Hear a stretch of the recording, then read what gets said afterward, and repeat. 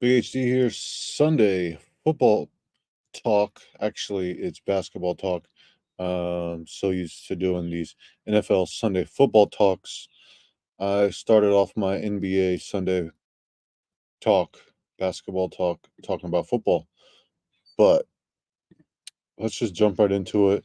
Um, if you've been following me throughout that football season, you know that I'm talking about football. Now that football's over, it's NBA time. So I am a Miami Heat fan, so let's just get that out of the way. It might be a little bit biased towards some games, but I am a realist if you paid attention to the NFL talk. And when I was covering NBA last year, um, so we got a few games going on today. I basically just want to just get a little introduction now that we're roughly 7 weeks left of the regular season, and um, we just passed that All-Star break, which to me really isn't um, anything to talk about anymore. It's just like the players don't really care. It's like a All-Star break, so it is what it is. Um, I talked football. It's just focused on the NFL. So, Super Bowl just ended, first weekend of November or February, and we're almost done with February. So, I think it's just a good time to just start talking about the NBA and um, just basketball in general. Get a little bit more, pay a little bit more attention to what's going on in the NBA. And I think what's just kind of shocking to me is the West Coast. Um, We see the East Coast the last few years. It's been the Celtics, it's been the Bucks, it's been the 76ers, and then that's like your top tier. And then it's always like, oh, who's your next tier, your tier two? It's been like these last few years.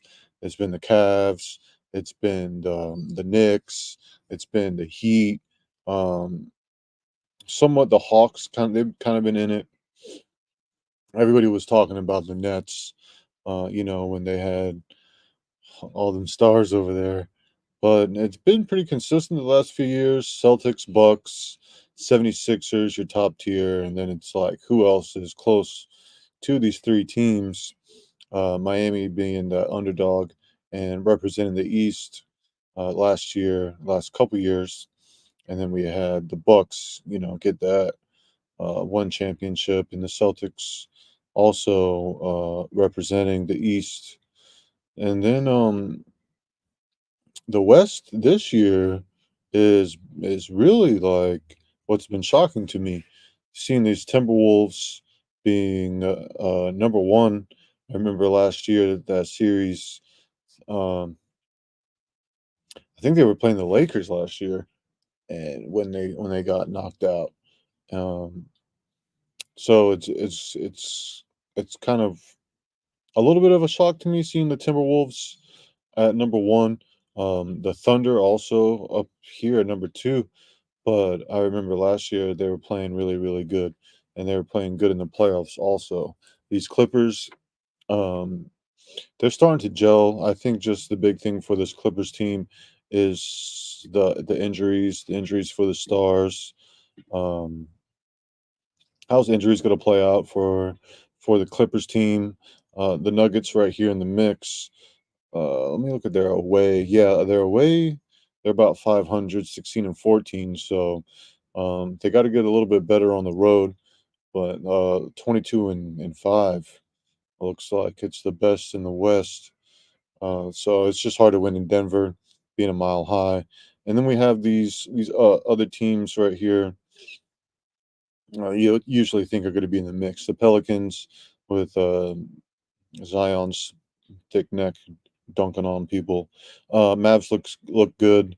They've always been in the conversation, since Luka's been in. Kings last year they were real fast pace, score on you.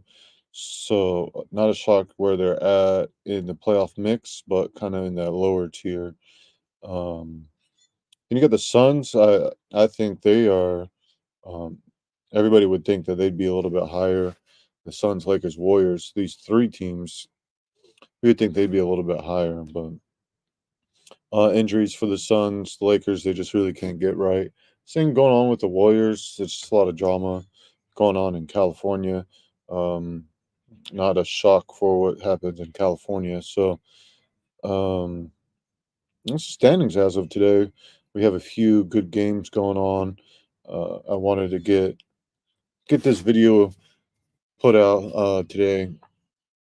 Start my quick picks Monday. I think what I'm going to do is get like the early games, quick pick. You know, the 7, 8 o'clock games, and then like the late games later.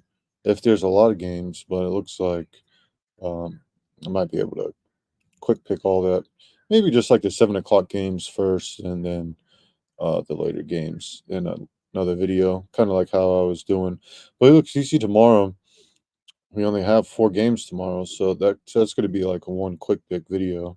I usually do those quick picks in a short, so check out those shorts. They do all right. They do better than these live videos for sure. But then we have Tuesday, 2, 4, 6, 8, 9, 11 games. So that might be broke down into two separate videos where I'll do these 7 o'clock games and then the evening later games um, in a second video. So,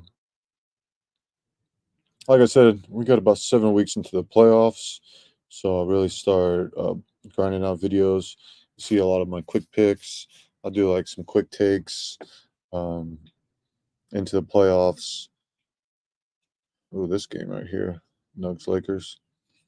Wish my NBA. I got to get a VPN or something so I can watch some more Heat games. I have the NBA League Pass. They give me all the games except for the local games. I guess that's just because I'm local and I shouldn't be able to access that Fox Sun Sports crap. But I think I'm gonna have to get me a VPN. This game right here, this Mavs Pacers game, should be a good one too.